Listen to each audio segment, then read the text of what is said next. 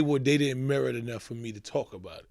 They just merit enough for me to say, I just don't fuck with him. Like, we just moved from different. personal encounters. Yeah, that you it's had from personal encounters. Like, it was 2 or 3 occasions that he did shit that I was like, this ain't type of nigga I will fuck with. So let me just separate myself.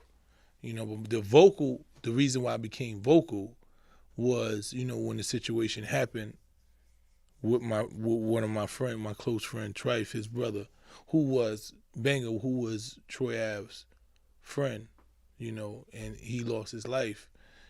And however he lost it, the response that Troy Ave gave, when he was doing interviews and the way he talked about Trife and the way he talked about Banger's family, his mother, and the way he was talking down to these people after their son lost their life on the situation that he had was just out of line to me. So it pushed me. It was like, all right, you already did this shit and I let that go. And my man is calling me like, yo, you see what's going on? You hear this? And I'm like, why would a nigga do this? Why would he talk about that man's mother? Why would he talk about, yo, you don't fuck with your brother and he never fuck with, like, why would these be conversations that you would want to have while these people are grieving their son? Weren't they attacking him though? No, they had conversations because they were saying, why aren't you here? Why aren't you doing these things? Like, you're not at the funeral. You know what I'm saying? Like, certain things, like, you still having conversation about him, talking about him, and not even letting us grieve. Like, regardless if they talking about him, you supposed to. It's like anything. Your man lose his life. His mother's mad, but everybody mad. But you like, yo, I respect. I'm not even gonna say nothing about that. That's true. Like, that's just real nigga shit. That's the school I come from. Exactly. I'm not gonna be like, yo, fuck with his brother. Say he don't even fuck with his brother and his moms. I don't know. I ain't see them do this. I put up this amount of money. I was doing like, that's not some shit that you say about a nigga that lost his life, in a situation with you that you say is a brother. Like, it just wasn't real shit to me. So it caused me to react. And then watching the whole interview and the way he was pushing it was like, this was some movie shit. Like, yo, I'm a gangster, nigga. I did this and this and that. And it's just like, for what? This ain't the time for that, my nigga. Like, these kids is looking at you and they basing their life off some shit. And you not, I don't think you taking this shit serious. Like you facing life in jail, you facing prison time, and you still trying to make it seem like you did some gangster shit because you want to sell records. You want niggas to think you just this immovable object, like you just this big gangster. And I'm like, for what? For what? This is the time right now to just be like, yo, this is some fucked up shit, man. But don't wait now, after you do all that, and then when it come down, the streets is a myth. But you was just selling all of this. So it was just so many contradictions to me, in the way he carried himself, and it just was like, and this was a close friend of mine, and after having a conversation with him, knowing he not in that field, I was the person that wanted to be vocal and say something about it. So, let me see. So, the things that he did before, was it like music stuff to you? Like, no, it wasn't no music stuff. It was personality. It just was corny shit. It just. What makes it? Because it may not be corny to me.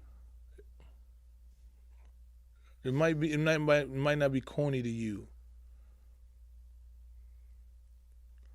It's just corny shit, man. It's like, you don't think you overreacted. You don't think that. You don't think you. Because sometimes when we come across somebody based off of his, because I've been around him before, I can see a type of, he's cool, but I can see what type of energy that he might give off. I'm saying, like, is it a conversation? It's a conversation.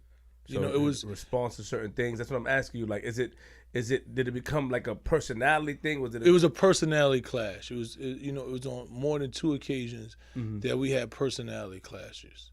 But y'all didn't have an argument. We didn't, because I didn't push it to that way. I didn't do that. Like, one time we had I think it was probably a Wu-Tang concert or some shit. I forgot. It was either Dipset, Wu-Tang, or something. I think we at the Garden. And him and Raekwon is taking a picture. Him, Raekwon, I think Meth and somebody else. So Raekwon be like, come on, Mice, you're Mice. Jump in this picture. I jump in the picture. I ain't even thinking about Troy Ave. I'm not thinking nothing. So boom, a week or 2 later, we in the airport. We just chilling. I'm coming. I see him. He like, oh, Yo, what's up? I'm like, what's up? I get nigga, nah, he called, yo, come over here. So I come, I'm like, what's up? He telling his man, he like, yo, guess what happened? Last week, I'm taking a picture with the nigga Raekwon, right? And I look at my picture, this nigga in the picture, he done photobombed the picture. I'm like, how this nigga get in my picture? Yo, you a funny nigga, how you jumped in that picture? So I'm like, what? What are you talking about? He like, yo, this nigga, he's serious. He ain't joking. You know how you joke about some shit? Yeah. I'm like, my nigga, what do you mean photobomb the picture? I'm like, and he was making it seem like I wanted to jump in the picture with him and telling a nigga, a grown man, this. So my man looks at me like, what is he talking about? He was dead serious with this conversation though. So I'm like, I would, in a normal, I'm like, my nigga, what are you talking about? Fuck you mean?